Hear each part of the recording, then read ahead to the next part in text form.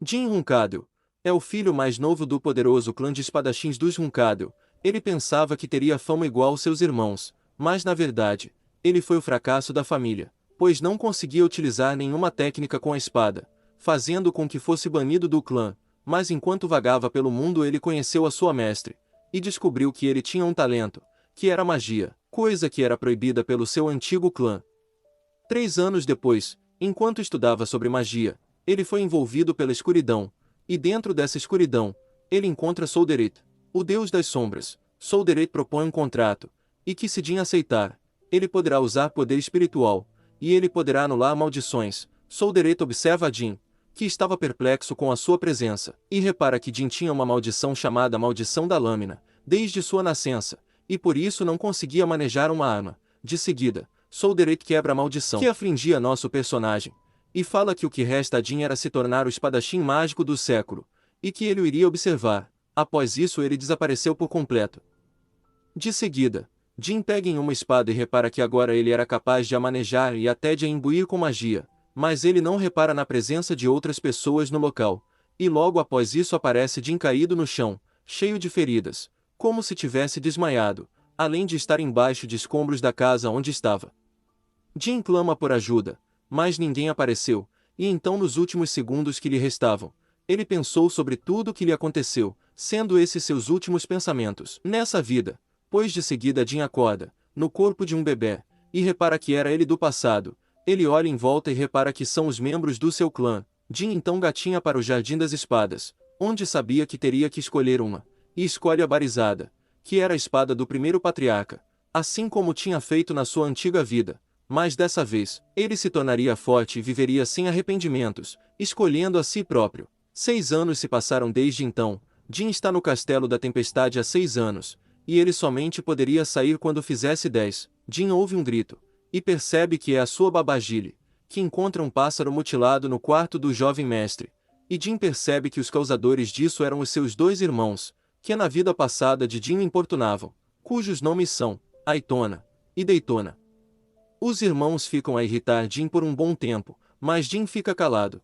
Vendo que os irmãos mataram um pássaro apenas para o irritar, Aitona se dirige até Jin e o ataca, mas Jin com muita calma se defende e olha para o seu irmão com um olhar frio e obscuro, e emana energia espiritual. Após isso, Jin ataca os seus 2 irmãos e fala que ele não vai se segurar mais, e que seria melhor se eles não aparecessem mais na sua frente. De seguida, Khan aparece, e pergunta o que aconteceu. Irônico, Jin responde que os irmãos lutaram e que ambos desmaiaram. Após isso, Jin ordena para que Khan o seguisse e para que levasse os 2 irmãos consigo. Jin decide abandonar os dois do lado de fora, em uma árvore, no meio da chuva.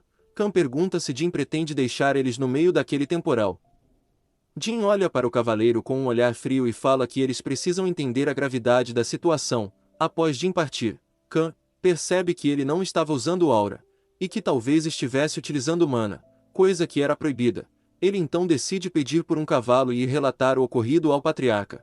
Jin observa pela janela do seu quarto, e como ele imaginava, Khan iria se encontrar com seu pai. Khan encontra o patriarca, que era um homem robusto e com ar de ser muito poderoso, e relata o ocorrido. Após ouvir tudo, o patriarca dá ordem para reunirem todos os cavaleiros, pois ele iria se encontrar com Jin, o seu filho mais novo. No dia da visita, Gilly estava ajudando Jin a se arrumar. Jin pensava que o motivo da visita seria para que seu pai pudesse observar a magia dele, e se ele ajudaria no crescimento do clã ou não.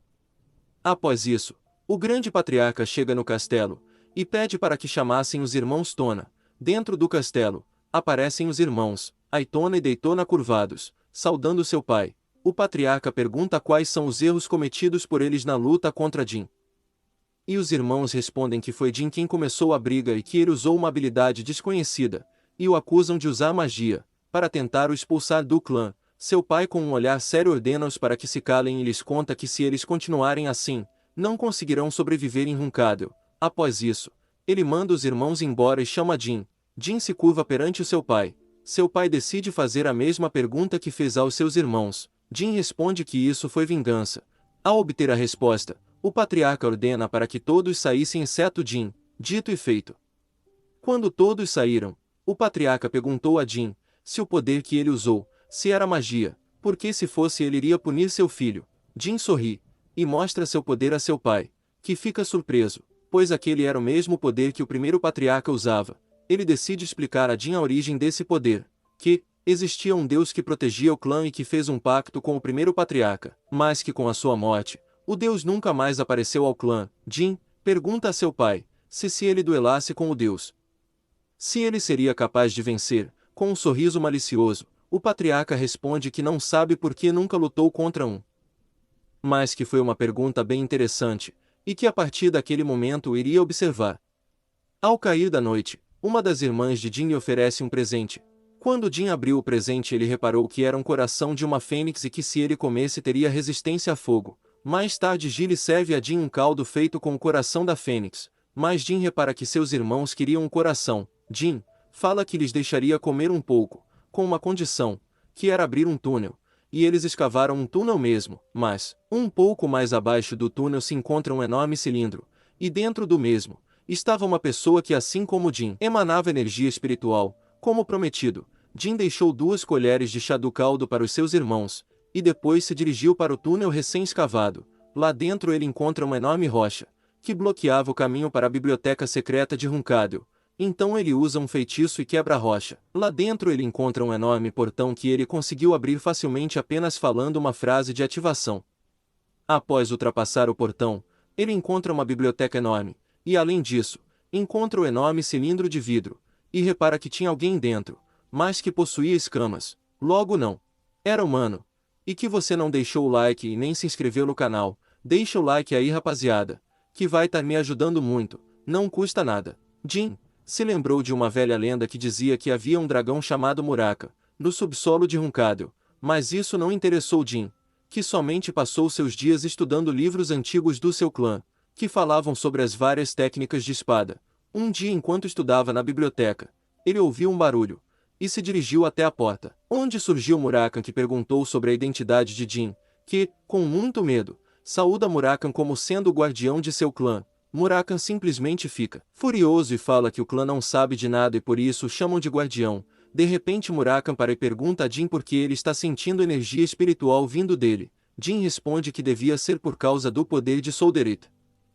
Murakan, incrédulo que Solderith fez esperar 1000 anos para que o novo contratante fosse uma criança, conta a Jin que ele fez uma promessa a Solderith, que era ajudar o contratante, no caso Jin, a controlar os seus poderes, mas fala que ainda está tonto e que não era hora. Então ele decide se apresentar formalmente perante Jin. Murakan é o último descendente dos primeiros seres das sombras e que a partir daquele momento ele estaria com Jin. Ele então se transforma em um enorme dragão, e Jin apresenta como sendo Jin Hunkadel, o 13º filho do clã dos Hunkadel. Outro dia, após uma breve conversa sobre o primeiro patriarca, Murakan fala que Jin precisa aprender a liberação de mana. Mas que para ele conseguir fazer isso, ele precisaria de uns 3 anos, mas Jin mostra a Murakan que ele consegue utilizar magia. Murakan fica surpreso pela enorme capacidade de Jin e vê que ele é muito talentoso. Ele então decide mostrar como se utiliza a liberação espiritual, e explica que todas as sombras do mundo nasciam pela vontade de Solderith e que como Jin era o único contratante de Solderith, ele seria o mestre de todas as sombras. Se inscreva caso queira uma segunda parte.